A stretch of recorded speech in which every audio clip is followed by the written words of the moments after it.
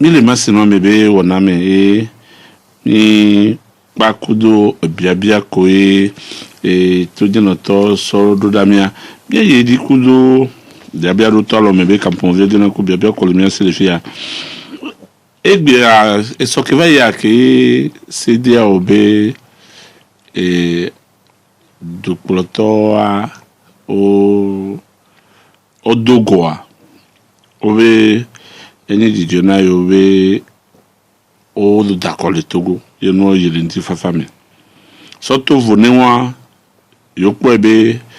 enyame sotoa o abedo voa dekpeve yobe ese 14 ton non le processus amen si bade que yo soto yo die nene et yo doit le tenir nyame solo chambe et doit egbiade dès que me les points sont banado ni le blanc de ni le pomme kaka la pobe ne bio do kwesi anyi be se de awo a be vamia de ade yo be tukana le mia de be vade enya bio se anyi be no bio se de awo gbe abe nka over wo se de awo no bio gbe a lo nto be jime be no do nti be de wa be vava le mia de Togo be tukana le Togo nka over wo parce que ne du tukana le dume chape jila jo se de auto we gbe o bo ma yo abe jijo yo be o d'accord le Togo a gomni be akodada e wu tukana nu tukana vo le Togo e jijo yo be yo va o donner kaka tukana vo le Togo but no bo d'accord le dume ye akoyo dala na tukana la ba yijia ye so de o va e bo la popon be ye e jijo yo bo d'accord mpo be ndo o chon nous on mi voit nous au chan do be ni me sema ne le buta me kaka la be yo ameyo o jiji be mi abeduo na yin ko o ve bo mi ebe mi o jaba ka jireme ajira me vo nu le pe mi me vo de pe lentio mi be gbon yo le me vo fu pata gbadu le gbon ti hoyo pa mi be yo jira je nu ado vo yo ejijo yo oh c'est vrai ameyo na mi akpo me gbanya motofuta o de oji bon on est d'accord non à mon diema on va être dans quoi me bien ce me bien de connaître ces années ya ne me bien question bede akoyo va dade nu ka be jirado le Togo ma nu ka be jo jirado ajire ne bono choa e ko meji be na me ona nyamuta futo no cho apasese yo gbe e ka po on va être dans quoi lo mi to do se bokpolo ntipo o kwa to ni belengudu to o fini ta fumi po ajire ajo voa ajire vo le Togo a o se de o edunpe se de wa edunpe do be ke mi dogo le miabe gododo mi dona le miabe facilitateur a gbo e va dona gokumia nu tutu bon nkeke tutu bon e be dogo mia no vide le totone président Ghana to abe be nenyi be wo ya kakaka e umve potane wade ibe jujue la nibe ne no ave chimodia ne chimodi vo no pole wo mo be nu yo na nyinu dagbetoji valeur yo ne dagbeto ye wa plodoa no plo valeur a do vo yo mbe dujiwa etu la fa penu vo no ve de ameyo ne chimi le to o ve di o ve don ye no ave chimodia o mo on lepo. S'il défendait les valeurs, ou défendre valeurs, non ben nous, on y a ameo, nem ya ploma yo tout me trina, yo jababa, yo fumpo no vogbe. Voilà, non ben fion be si bébé ou ve jouer de ameo, ne nyame, le mia diegbel, le fufion mia, le no ve je si be ou di o doene, et no ve timodia, ou mo on depo. C'est des oben mo va we be, on pe. On pe me kandi bo on tocha gamo le on la no pe. Gama, c'est des autant le bien président de Canada le bio bien on l'a non parce qu'ils ont échoué au Togo. Ont échoué lamentablement. Au bien, et ils m'ont dit, bon, n'y a ni ma blonde ni be me blonzade bébé. Nous 10 000 le Togo, na kodada ben yon, ne ni nous agbeton bata famo akwa nous bo d'accord le Togo bien à continuer quoi. ne dumevio de kakpo ne nyi eyam chola ibe yen kpo gbom ile me de me gbom le opposition be me de ne cho pouvoir ça va dalo me yi do ma o vone mi akoda pa igbe ade enu anti ne no ale pe be le ko la we ba ko a no we ne dumevio ve chokojoa na me po cho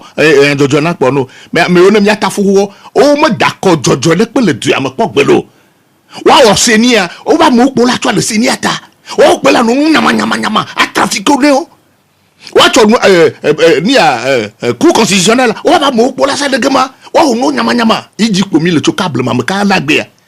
ni mi gbogbo me gbe nu le tro yo be o ba mi aklo lulu be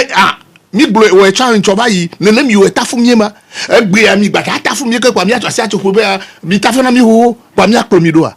mi gbe wa ne se de o ve po be eyo o ayi ni nu to a o to be yen ma no vi o to be yen wa me ni to go vi o be yen do be mi avu drame ami le a avu ami drame kaka me to ya be mi do popo ne pe le pepe nya mo tafu le mo mi a po do bone no vi to di no to mi le ma se no me be bona me mi abio me be adaun ke mi so le wa fun ya ne mi po adaun ke vo na be stratégie ke mi les ans kakavana fifi février toi ke mi ans so août 2017 kakavana fi aller ni kwebe stratégie moi eni nueto c'est-à-dire que il y a le bio de pepe nya na mi ni hachochore ye mi noya ne no mi oto mi ma eyo menyu ami ano asidome ajesi ebe ya yo atrasienti mi oto bi no na mi adodome eyi menyu ami oto bi blonel mi ano dome bo amanyi be mi be stratégie na mi mi legbe e timodi ore amo obe nu ni nyo ye na ye aba timodi do be nu yo mi gbon egbe ya meji be ube akoyi dagbe mi na akwanchiko ese yo asada akwanchia enchiko vomion to mi be stratégie nui ma o ma wa ye na akove dumia dia dukola globe yo o nu se anu ese o la wo wala sa akoda pe o ene mi vo mi on to mi me be de susu adudu ye dukola da kono mi yo kama mi on to be ezumia wa gbaga po am bo nu ibio mi le be ni akonti le ko ibe yan gbon mi le ni o kan be stratégie de le gbe mi wo yo agbon be nu ibio mi le be akonti le nu yo bio mi le gbe be no acho amabune ba mesamane amai jojoe ba no tane senia katanga be pokpo mi le mi yo le ka ku gbe po mi ami do amela no hai neni le to akpoloma amela no ji hona na mesama nya be yimbe ami ale ime ale yo se de tane o sugbon ami ne le hai ne le do akpoloma o sugbon ni lo do ayi po bo yo o po be o to ne mi amebe na o gbagbon cha de pepe o gbon pa mi ko ano ni ma igbon me le no be stratégie mi ami we gbe ne yi be po global nti mi o to mi nya be do po global nti yo po global nti mi a jero do voi ni mo de pe ni na akodada bo ya be ti mo die gbe no vi to di no to mi le mas no me be ona me agbobe zande ya na be me ga gbakuru bi onya ba pare ni mi potole akwa won dia mi agbobe egbe amire gbombe obleo amerubo bla abodo ngudumene amerubo tomiro kotokume taflate ne mili ponpone dumevio o khona nyaben po kudo kakando jide voa nuke di mikando ye minade kebe kakando di dumevio egomibe kebe le stratégie benya so août 19 août taflate ni ado babade ne amoko be amegba yenugbe togovio kweku togovio jafoko mi patae bekan ne togovio de ka jani kwa mi patae le chopo mi patae le nubra mi patae le droadokuli kakavana fifia mi po no le edidipe pana bere enu kemeu le toya e mo ya ko tabe no to mo flora be no ke laba jo ai jani so mi npa sigbele kenen ego mi be kemi le bon stratégie benya be tafrate CDAO mileli litatatiku Ogbolambe ni soit que va dogo kudo kanabe du protoa ele bio sebe nka o yo mo yo nka mi o ya iseni yo mi yo nka o be ya wa ya yo mo yo ya nka o be ya wa ya yo mo yo ejo wani nu ke e wona be surprise e nu ko e wo mo ya nami mi le ndodo mebe ke mi boso ko na krea be obola so me de so duta be lava no seniata amem no seniata voa azonia ekpoto leji boiva ndana mi be akobola de le ver ode e du me vi subom le senyama comme non ni blome le enyi be ne le pomia be duya nyanya wo chugomo jejea enya de kakpo igbomi le chukapo manofonti bede chape mi agba ko dada be yan ese yo ne la na eduala ni dula likea mi ne wo seo emi atoasi la ko dada be seo chonti chape mi akoda pe igbomi le chuka blema me ka gade me réforme be yan igbomi le Togo chuka gbelegbe ya ipe botoli que c'est des on va douer me yemi ponpoa nous tout bon yemi do son li enyibe mi glono e o chon me kanjibo dasie di enyibe chape mi awonde ayakoda pode yi to kada magba ne wa mi yo po na ni réforme mi awole douer me ejebe mi awo chronogramme e on to va dasie di yo we à le feu de route e o chonemi 31 juillet e o be o cho feu de route ne mi nous tout bon bla enyibe mi awo réforme constitutionnelle o niabe senoa nu yo na ni kukele menemia ejebe mi atrosi lonti le mi trosi le senoa be kuke onti voa mi atrosi le miabe hachocho yo ne pona kodada ku akobe ya mogbo les réformes institutionnelles atrosi le seninti atrosi le kuko le communauté de ma cour constitutionnel hak mi atrosi le seonti mti lako e poto enyibe miabe code électoral réforme ni ya électoral wa mia butamia tu ni yo mi blema le po miabe fait o to be fait de route amea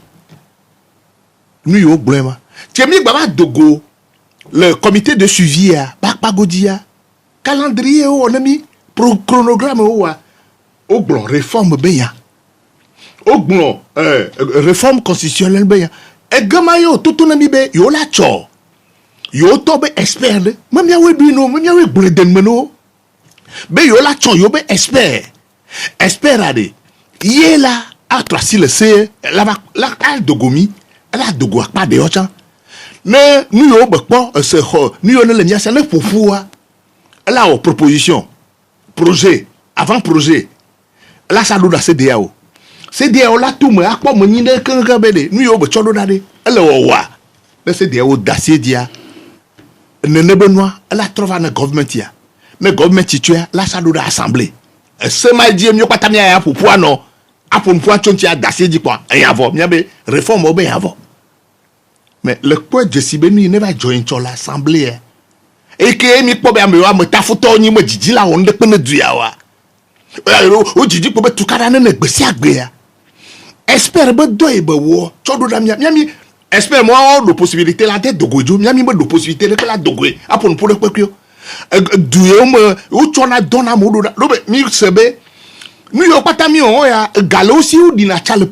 chef d'état moji ou di na chala moji le vie ola ipo o yina be pour na kwa mo mi aga me le mi asi gbogbo to mi me te wono vo mi me game ke espère on va dogo mieux le mi be gi mi on abobo no mi pour pokuya be jo mi gba pepo kaka espère va o ibe doa que government ya gbe sebe yo espère o doa enu yo be nglode mea gbogbo to mo jeji na yo po o to ngbudo me patapata o to gba o projet bu me ne mi blemo o to gba o projet bu so ba da assemblée be amaji e mi aponpo acho yo mi o mi dona lonto ame adre on mi le réforme be manti kaka mi o to mi lombe de ni ya se de o na chan expert do expert awaye mi aji mi aponpo acho expert abo do abo on vo kwa mi abi gba to ngbudo me gba cho nu gba so da assemblée ayama ni tukala no mi l'assemblée ay kaka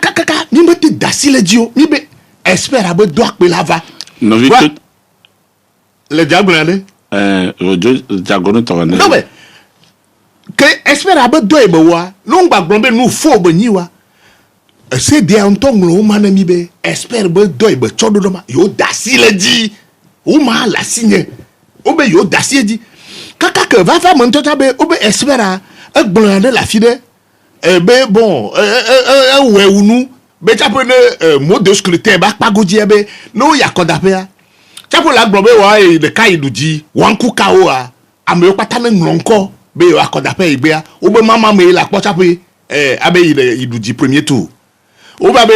esanwu unu be me de pe me be dasie di ne no be du poto me anyi be ame ne be dakoa o be mama me o la cho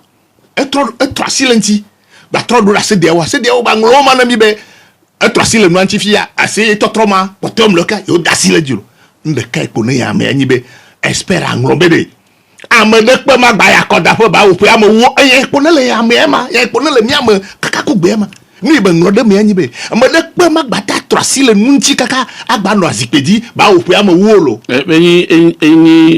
nul ne peut mamle na no mamle be nul ne peut voir ni be nglo il peut pas vraiment eso kui ya ko ma ye mi ato me dasie du quoi yo ko ba jojo na ma nyama kaka quoi faut c'est avec Timondi ai voir ne no vito di noto mi mi ma se no me be ona ne mi c'est article 59 ou be comme de qui espère ngula be Amérique ma ou mandat me fo comme be amaton zv ni be du quoi temps ni mi so mi be du proto e biare ni be mi nani dasie do se wandiare ela kpɔnkɔ mi le. mi me kpɔ kplɔ eyama ntɔ ka mi me kpɔ tsɔɛ da si kpe mi me tsɔɛ be ya ne kpe va to amu. Sema de mi kpɔ kplɔ be ya ne kpe ya gba no biebie se be de ela yi lo alo ma yi wa le la que peut-être be le eyama ya nyi abu lo akɔ idami le nkpa ni président ba kɔ dami le ha do ne gami aba suwa le ke be ŋlɛ do amasi ame lu droit la interpréter le ke be juro do va mi me tsɔ eyama avɔ mi be le ke ko espère aŋlɔ do mi xɔɛ mia dasie di ne constitution be yama ne vo mia to dun kone ya be gamala ba su mia gba no gbogbo be mia mata no agba ya koda pe kolo ipe nya no mo ya ne va kwa gbogbo na e me kona le ke espère anglo no ando ma joji ne mia to abo ye po gba no yi bu pesi puto gba no yi nyama maka vo nde ke ne wa kobo ele ne amenyi be c'est de on ne tout le mio gbebe yo chanza be 20 décembre be mia yakoda fe godogodo ye mia mi gbogbo be mi ba ono chanza yin ko c'est de o marqué e chwa be ne be espera chwa be cs luda be asemaji yo dasino no government ya gbebe ma dasile semaji vo c'est de o ma gbon ya de pe ne o c'est de o mo ponpon ne be yo le ko ka mi gbogbo be 20 décembre date intangible be ni voir c'est yo woni constitution mi gbebe yo ma dasie di espère be do mi dasie di mi o cha mi dasie di le mi ga le ko nkati o gbe o mo gbon le ko do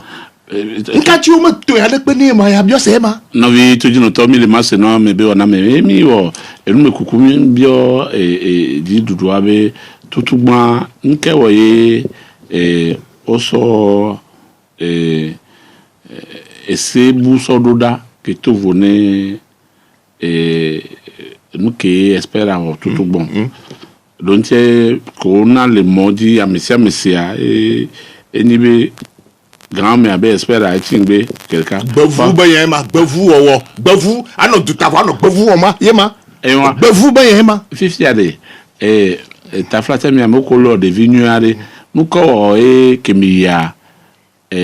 ne espère on do da pa ebe mi député mi na ipa mi ra passer pe na mi gbogbo de pe ma no ntia mi be se ma ye espère awade ye la ni se o la twa dazipe adi iti mi aponu fu ato gbogbo mi le me kan ti be government ya be ya ye o la twa yo be se mi ami ne be twa espère to na mi se ma amendement bu kan ti wala we na no pourquoi mi be de neni be mi twa espère abe se di se de o da lo no ade le mi so la da apon di ne député a te gbogbo de le amendement de l'osia no we ne de le mieux tania si ami bon base de fonctionnement nous il a ni il dit mia noy no ta va pour une fois il ni essayer mieux pas mi dacier dit be espérer la chosé aluda o chonlo mieux ta mi lo nkati espérer ba chonwa ba obe yo ma ba ho yo re nkati no vi to jino to mi le ma se na me be ona me bia re ni be de so que vaya mi amoko le COPA opposition bakpadia mi anto mi onu me kuku ye mi bio esiko la tro le seno me ye nous la noa le sibe blane vodekalo blane vonene ndibe ma gbon pobe do to le togovio le ke susu le wasi o la oronu dododo ko la te wo le seno antia mi bio kengbe mi te didi o vayi fifia que o so ma va de ta frate nyakele kengbe mi la to dialogue dia et togovio sugbo gbonbe de dekpe de la nya mi gba yin dekpe tepene wawo ado akale na mi kwa ne mi abiji mi ajo nka o ese projet ke ji dudu asododa mi na nyi po mi pebe obe tamyo wa ke o mi le gbonbe ame o mle tibi ya kodape o le tremona yo awe o le webe yo abiji ajo abi aso no asibi atik se kanafa kwa agbom e ko nwa projet que espère ngwa ya yo jibi no atore de kene banyinya mi ado kakara me no mi ne be yina mi mate awene no nka ti mi ma wene no mi mate wene no gomo ni be mi akpa ma via mi mia no gomo semo donc quoi réforme ben maka game kemi to réforme ya dit proposition ne mi wo projet ne va l'assemblée va mi mate dasile de pedi wa gomo mi mate mi no gomo semo mi bede akoya ke ajreva joye se dia o vade se dia o monni am autonomy amekwa agomebe nu yo nem yami twedo da mi o proposition do da o me dasejo o chocho bo projet do da mi me dasejo réforme ben akwele tegbe mi bede nu yo pata mi biobion o cho biobion le ko kwedo o cho le glende espera mi o cha mi aglende no yi kakakaka no se do da se dia o ne tra silenti na kpoda bede nka yo la ta cho do da mi yo pata ko kwa ba ni sigbebe yo ka jerema na mi ma la se dia o arbitre beni arbitre mi be expert be do ba wa na sigbe le ka arbitre mi mete mi na gomo se mo na arbitre cho no va kwa mi ahwe ke yo cho expert abe no ado da mi nglo ma ne se dia o to no be eyi be nglo kwa mi hwe nkanti wo pe nu yo do ayi pe lava mo nkanti na me o mi akpon ma nu yo do yi pe lava mo wo de ka pe ni togovi so mi amasa me a wo ni togovi so am de pepe ya parce que le un se do me gbe un se le yo si so jo pour la yo nkanti mi be ne va amene la chokoju me ya ni be gbon kwa as pa de pepe ne ko kwa ne mi acho ya ma ne mi agba ko nbubo amola toglige nu yo do koko nu yo bo ni nyabo cho sele do da mi assemblée akpo mi be kaka do bo gbon be compteur à 0 ne de be susu akpo yo gba chova compteur à 0 a ibe donc kan de pepe o la nglopo o mo po be compteur à 0 a le mo a azuya alors mi no be yo mo kaka c'est parce que o le droit de vie ou de mort sur mio pata pourquoi ngati le numéro de porteur ko jidu doa be ameke o sona gbedana sina o ma blombe nkeke eve alo tondo ko ya o blombe enuke espera blon de que espera a proposition yo neneji yo dasiroji wan be popwe voa yo ba 3 silenti videbe sigbe ati 59 be yo 2 gars be se o pe anto magwa pomo la 3 silenti que wa o la so référendum e gombe nous que espère plan e ke po yo so pe ya e pe won kudo dododo ko bo o woye se de ogba to da sile dia be won e pe woye ni nous que so gbe fia et aussi ici au PA 29 novembre commissaire des droits d'asile dit venez de que yo kwata yo notoa et député o kwata notoa yo la que d'asilo réforme on dit quoi be e gbe anyare pe ni na matutono mi atoro o mo ni nyo mo ade e go menyi be ke ya ma va mi kunu no enyi be OK mi chomi abe projet c'est do da assemblée to vone nu ye expert anglododa fifia que mi va be ma wewade nde kek po mi awenyi be mi cho expert abo projet a mi a cho mi atoa mi avait 3 à me faire ça au projet nene discussion non ema mi a 3 parce que mi a mi blombe ne mi me cho expert abo be nuit be cho doda mi me choisi ho de penewa mi a discussion possible de me le miago parce que mi ma tana jiro wa me de la ve o jagbagba kaka ngunu va na mi po a mi on to yi mi do ho a ipo mi ba twa va assemblée ma jiro didie mo o didi mi a jira ne vo imi be bon neni be expert be be twa va so a ye mi no be yo dasie dia mi tro mi asa o projet gama mi akona be de nu yo expert agbon gbe mi yo o we pour l'assemblée que c'est le ministre tu vas moi tu test de conforté de pocho nous y a me fait d'accord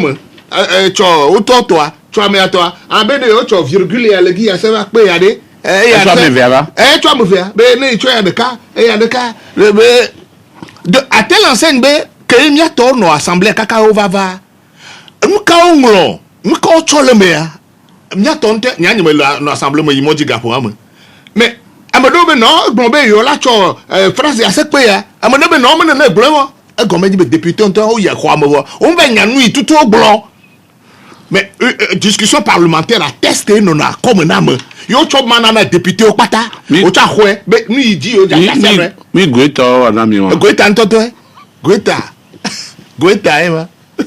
goita ba we be si ami ami ndira do dada goita la te no nyame non mais c'est-à-dire que gama nous wa kobe ne be sebe o chodu ase gbegblon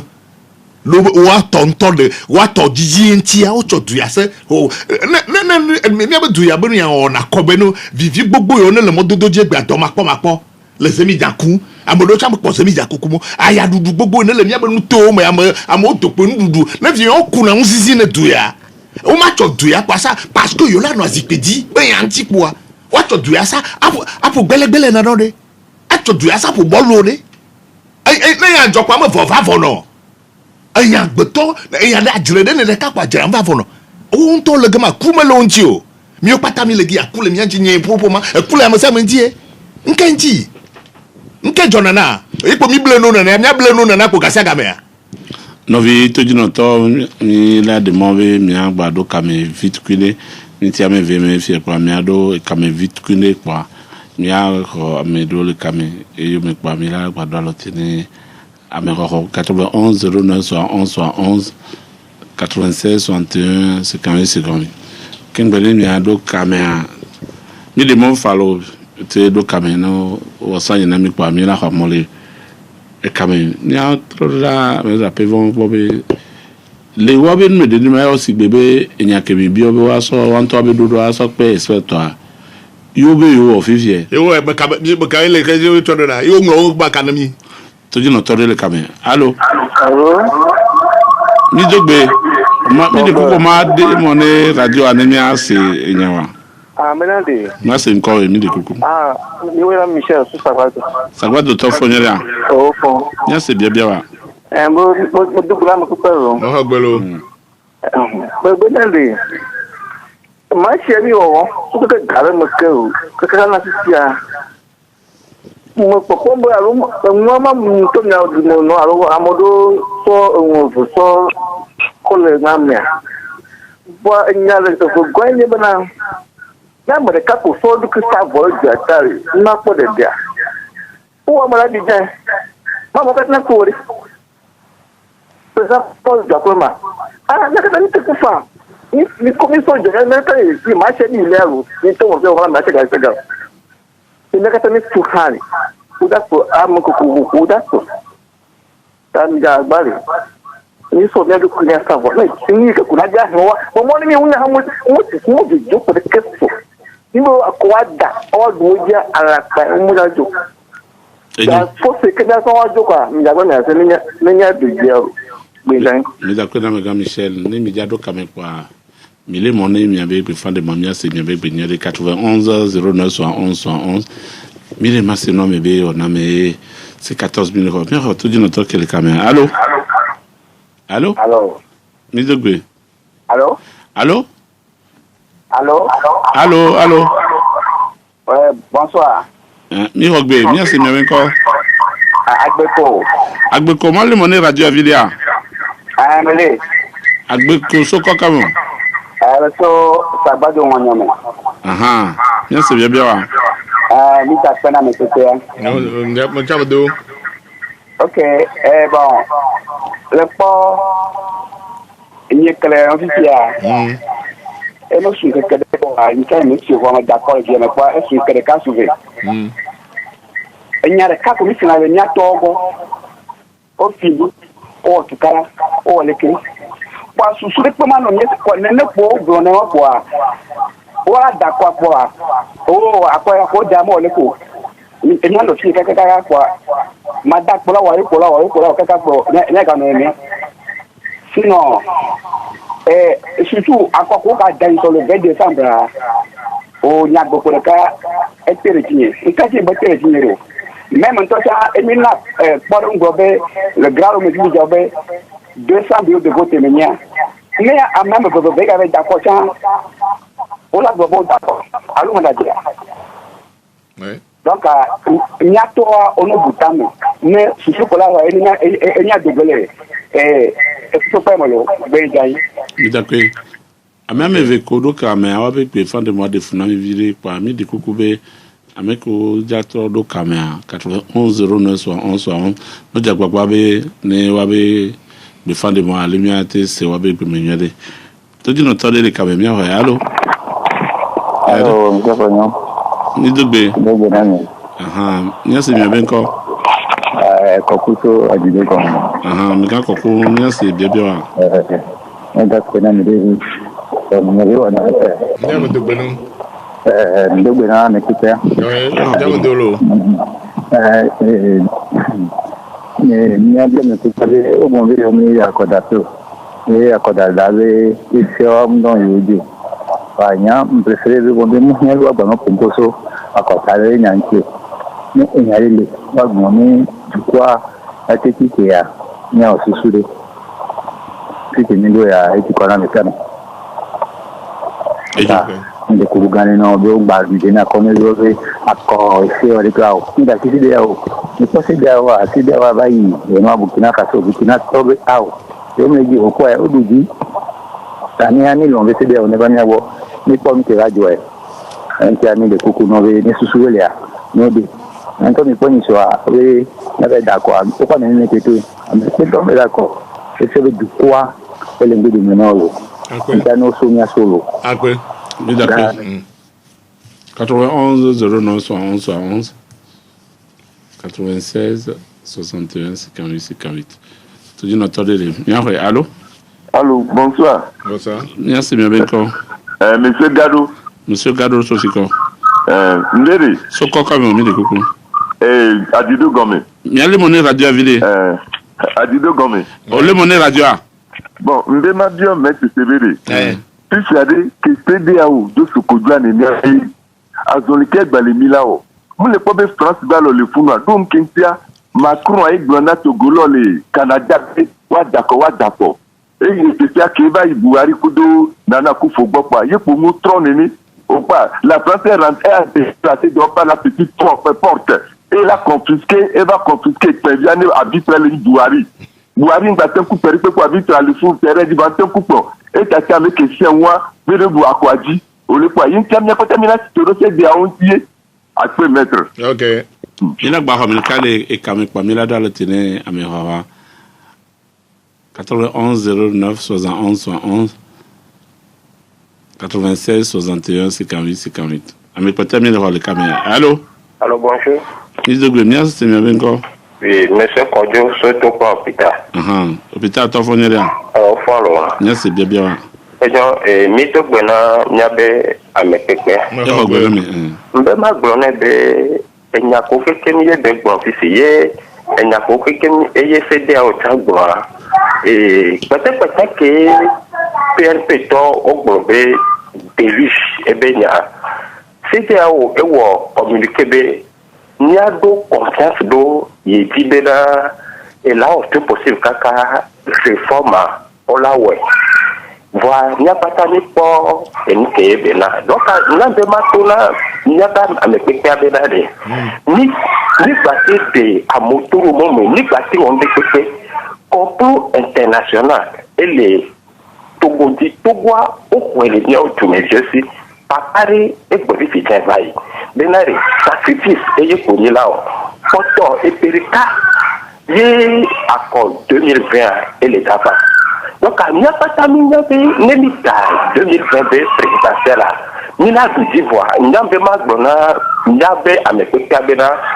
ni gbàtí on de pépé o me da so ekerudoa namio et la preuve et perikaya et photo le bio et nyawa mi koko bedade Fini a des fini Kedava organisé 2020 accord et nous que nous tukudo et USC net et kudo obiare wa o les dava lonfifi be opposition parlementaire et Huawei dès qu'il n'y dava wefi aba no fini mekakalaba organisé 2020 accord papa de gbona mi fifite sacrifice eye ko emi la ni jume biugo ni da paon kara ade ko afitati ni de komena e jume bio benade ni o ti me bio we la de togo ya toro dictature pure mais eye mile dictature ni ndate o akori pepe la te akonde pepe dictature mais eye mile monsieur Apedouama kudo magwa kokuli ogbona nyawana mi kasia game dictature are nimdate wa akori pepe ola sona miolo ni bususu mena jumedio de jumevio wanya enuke eye ni le diro akpe Misa kwe mina dalo tene amehoro le kame e miya gbombe ke yimbe game ti telumia amina popu bia ne miabe amekpekpe adebe miate ikam ba ma gbompo be jumevio obe no yo zanzoni kudo to kaka be yon kande be azoni jate de yotoro nyamo don tike o bobe la nao amo blombe me do blombe akobe nya ngbajan be ya gwa vanya wanju akoko da 20 décembre be ya kponko nko afokele yodado don tike la nao on ebe enye o pata mo ke bien ati de ka pe pour le blanc mi ma do nti de ka ne ma te dia o ben ya leme tonto parce que ne le donc kuni de kemia ben ya choa tout kana va tout mais président Macron France doit effectivement être blombé nous y a ikpobo la we nyibe la trasi le miabe akodada bo se onti e mi akodape le mi akodape a la nabe ya me ono la zipeti ya la koton lo alo la nabe opposition la ho alternance la va ba e bio se nyibe lo trasi le se onti lo ya akodape a e que alors de que lebe no mi akodape a na me oji odua lo se yo se akodape a se onyu ye no odua me o ne legbe ya lo dudia o la lobe odu oji lo me de glezande ya bi d'accord le du am bayi le chokpo don 98 ba ko mi da le ya de ma na gbega bo am ya ko la kwa dan kakaka ke po be kwa du idia e no bloqué bulletin o pata you know on gba le o ma vi de po me de ba be ministre de l'intérieur va chova ime wele di be eye du dilo bulletin o pata o fofo datide e gapo am vo anke ba jo obe yidudi e go meni be akodada ba ya any problem le mi do bi dogo mi abe nyama yo bonko ke mi le mi gododo chadidi yo me le président mi dogo de ka autonomie be mi aba ya yo le pondo la nous le ka ne kwaya ku se gela ya me anyi be so mi aba harmi le ke le do e pe fu de ne yo alors le que mi a ouais no be le que mi bien c'est même fille mi be mi ne akoda pe va mi be amé on be c'est l'une des armées les plus disciplinées disciplinées de l'Afrique discipliné d'accord mi o do no on est c'est vrai yini o cha no duta cha on ato o kana fo duta to glome le no odonyi le duta no wenyi le tutbo cha eyi ni e gbon mi le fifia ananyi be bi ba dakocho yo be yo mo lo ade mi ya me abio ga ho am be mi be bi na akoda pe mi la si le pe ton le no ti vo no be gem ke mi ba dakwa bi cho ji du vo be yo mo lo ade le ke mi be ogbodo ma ya mo te dun chi na mi o mo te dun chi o kwa macron e le gbon be mi na akoda pe le togo mo ya be vo na mi bi esra be de le yo vo de ba ko yo dana ya kwanti kona mo sia mo yina fichier électoral on en quoi ni o minero le proclamo am doublon le mahlo no le mais no dana ko le vo de ya dia no dana na ya la dia va se dia no d'accord yo dama no dana na Macron la dia et on ina be glombe noa le sigbebe o blami o tutumi bo se be dendem o vonfo nyanya o nfo wa me na konta le po ina egbebe kekeme ya nyama gblo chaba ibe tamania bon c'est vrai mo so gblo na be akodada mo régler mi abo problème yo ne mi ma noyi buta mo bi de solution ke mi akone ma tamania bon tonton parce que eyen me mi legbe ya etuko odola fondo de mo gblo be alute me mi jadwe chogbe mo fofo no wa ni me mi jadwa ngba ni parti politique be yo be ame abe ni du aglo ha e be tato e be leke ye leke PNP leke ame leke me ni yo mi gbro mi le ni be tu me fi o pata bo fofo de la ba do yin mi o pata to tapango kaka ba do ati de pe to si kase ba yi jan kase je be tu me fi o la do alo de nu mi ano fofo de mo fofo ma lutte citoyenne media e di me game su e di media to ya mi awo do de be etu ya mi apodo po ne mi abayo parce que ni na jojo me na mi ma we mi podo po ne wa eya pe aton po wu po 8 ans mo fofogbo non vi to di no to mi le ma seulement me we na me et amega apevon et collègue blonye fi a blombe enya de ka poyi le ni enya be ahonka et togovi subo chon po ni akolebe edupoto abe akodape yi kudu mayimaya enya veveto mbe mi gba ngbodo mo va ne enu ko mi le bion ame tubo le gbombe de et dit à ma certains pensent que vos revendications étaient à chaque fois trop radicales, que vous teniez un peu trop au détail. Le point de Nouméa 2014 à 2015 que y réforme benyava yo biabia que nani quand même que y be du proto là y a codapé 2015 à Loma Yoa et beva y kakabe omonte o réforme et gbetan ni balé blombe nyawa biabia le libéré nko bi ma aussi asi apoe mi ajo ve plon et avec le nyawa de kako agbonko sigbadu ko bulen fiabe ti alo ko yodo la wabe amede onani yo chon yo nani wala plomato yo chon plomato so kudu nya ya nti anu ke nyi nya be titio que le bion zandeva hier mo tonobe c'est yo mi be yam choto va o chodo la le semia du motono gbombe du pla de aglohato ni amene mi aklome gbe la yakoda fa lo ma yinyi mi aba mi be yan mi choda to me mi be sei bo va be se chunya me mi hwe alors le semia du motono radio di be mi ne na mi be da sisi ajiwa be amene la yakoda fa lo ma yakoda fa be yan a o nya o le gbombe de be obenu ke espera ova be nu ke leva le wagboa yinyi be echo mi agboa be biowe no wa yova enye nu fofo megbia be yo chava wale se ajida ba bio yama wa we la dunchi no nka che nye bio lele menye la bio yova no va dunchi no no vito ju no to mi le master no me be wona me bia ke mi le ware mi le webe amga ho gbambe esimubudo enume sugba de va wanate no nya taflache edo aluko hekele nti a olaje agbaji do ti kejiane ye edumevi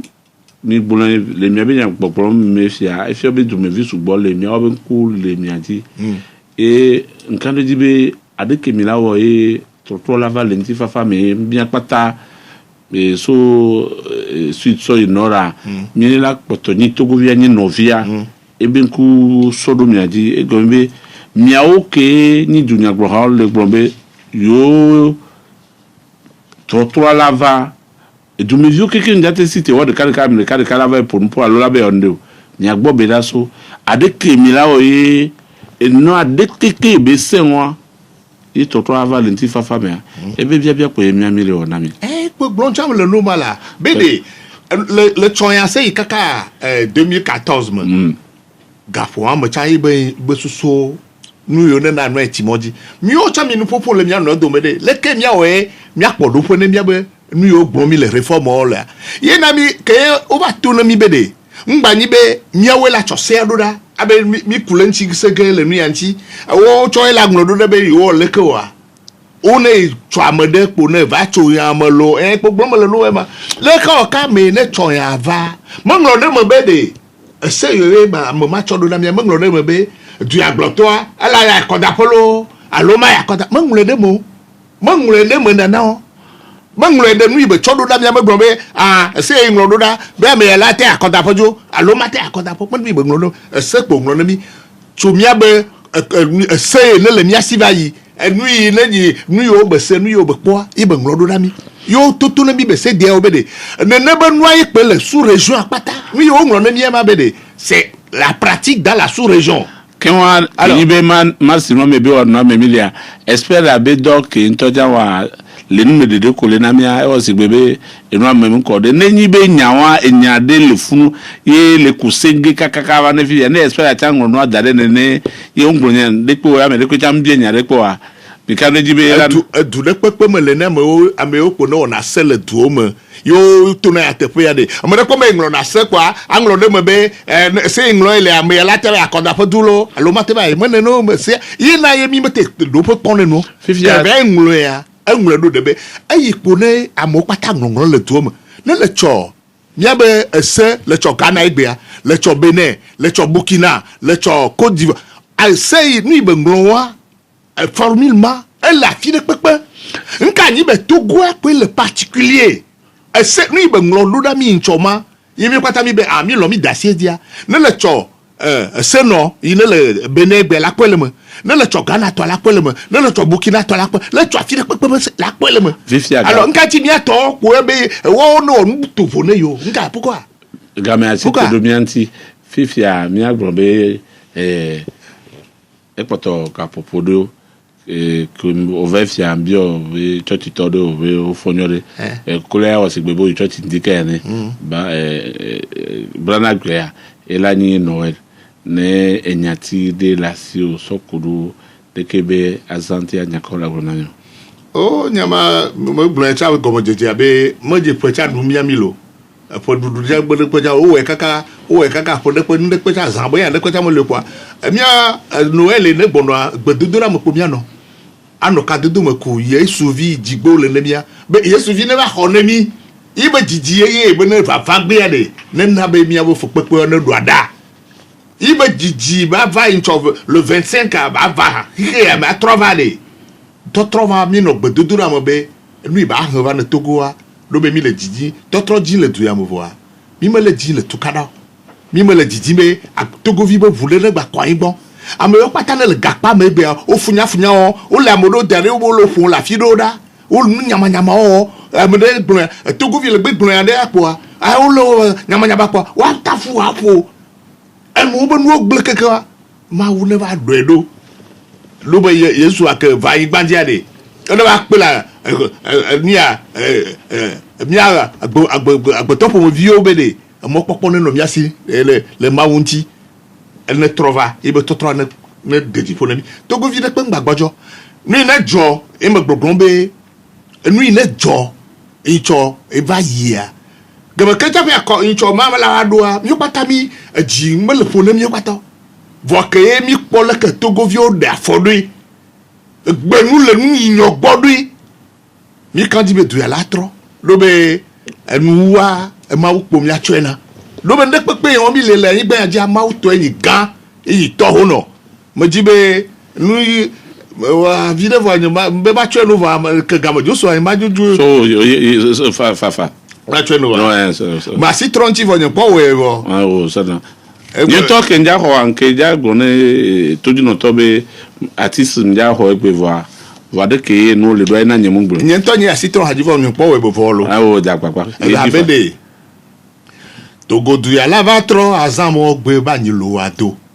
amedo tso apasese se du fiole miadie o le miawume va mawu gama lo